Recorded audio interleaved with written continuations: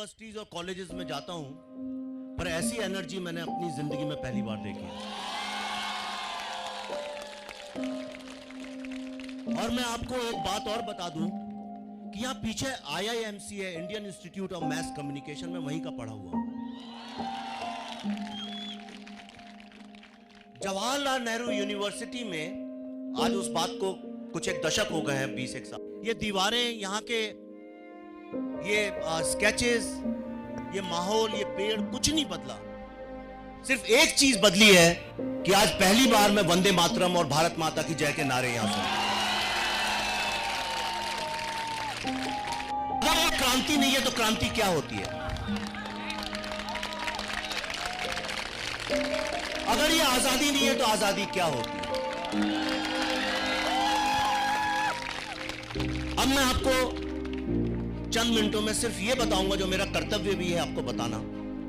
जो लोग अपने देश से प्यार करते हैं, जो अपने गांव से प्यार करते हैं, अपने माँ बाप से प्यार करते हैं और इस देश की गलतियों, कमियों, सब चीजों को एक साथ इकट्ठा करके इस देश को कुछ बनाना चाहते हैं, उन लोगों को कभी इंटेलेक्चुअल का दर्जा दिया नहीं गया। दर्जा उन लोगों को दिया गया, इंटेलेक्चुअल बुद्धिजीवी का दर्जा उन लोगों को दिया गया जो एक ऐसे यूटोपिया की बात करते हैं जो कभी संभव ही नहीं।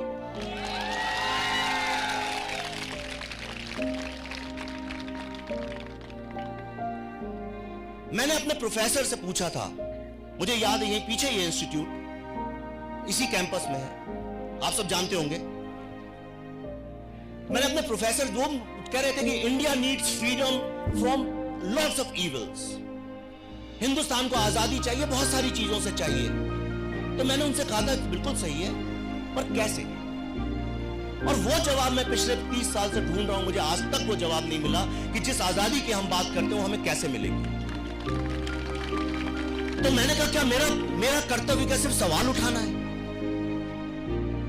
क्या मैं सिर्फ ये सवाल उठाऊंगा, या मेरे को ये भी देखना है कि जिस आजादी की हम बात करते हैं वो आएगी कैसे? हमें किस चीज से चाहिए ये फ्रीडम? किस चीज से ये आजादी चाहिए? मनुवाद से नहीं चाहिए। मैं गारंटी करता हूं हिंदुस्तान की यूनिवर्सिटी का कोई लड़का नहीं जानता मनुवाद क्या होता है। हिंदुस्तान में कोई नहीं जानता मनुवाद क्या होता है। मनुवाद नहीं बात करता जाति की, वो वर्ण की बात करता है। वहां ब्राह्मण शूद्र बन सकते हैं, शूद्र ब्राह्मण बन सकते हैं, वो अलग चीज है। हमें ब्राह्मणवाद से आजादी नहीं चाहिए, क्योंकि जो ब्राह्मणवाद जिसको बोलते हैं उससे भी इस देश का बहुत उत्थान हुआ है। हमको आजादी चाहिए इस देश की मीडियोक्रिटी से, हमको आजादी चाहिए इनएफिशिएंसी से, हमको आजादी चाहिए इनकॉम्पिटेंस से, हमको आजादी चाहिए उन लोगों से जो देश में रह के देश को आगे नहीं बढ़ने देते हैं।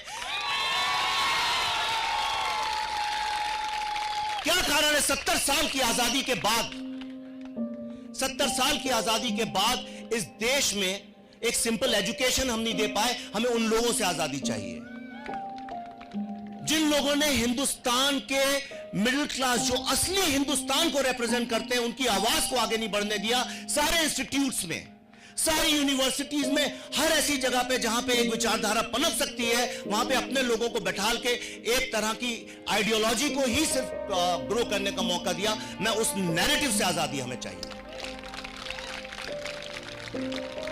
इस देश में सिर्फ एक क्रांति की बात की गई है, दूसरी क्रांति की कभी नहीं की गई।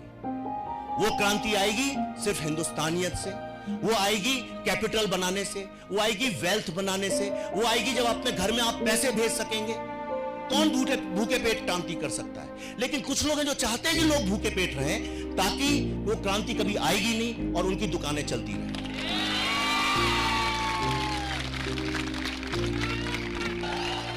ये मेरी जमीन है।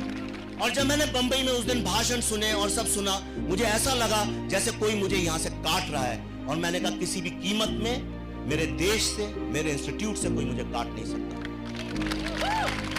और आज सौरभ, आप लोगों ने इस फिल्म को यहां दिखाने का निश्चय लिया है। ये स्टूडेंट्स की जीत है, ये फ्रीडम ऑफ स्पीच की जीत है। और मैं आपको आखिर में सिर्फ ये बताना चाहता हूं, ये एक नई क्रांति की नींव है।